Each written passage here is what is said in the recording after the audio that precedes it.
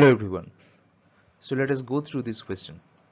In which of the following examples of motion can the body be considered approximately a point object?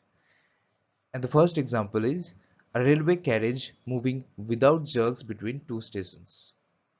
So the answer to this question would be, since the length of the railway carriage is quite small as compared to the distance between two stations, it could be considered as a point object. Now let us go through the next example.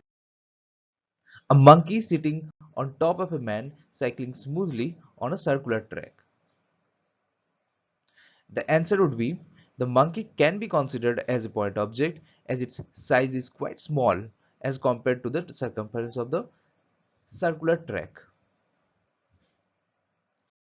A spinning cricket ball that turns sharply on hitting the ground. And the answer is, the ball cannot be considered as a point object because the distance covered around the instance when it hits the ground is comparable to its size.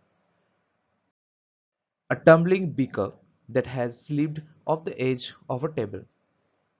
Since the size of the beaker is comparable to the distance it travels after slipping off the edge of the table, it cannot be considered as a point object. So that's it guys. See you in the next one. Thank you.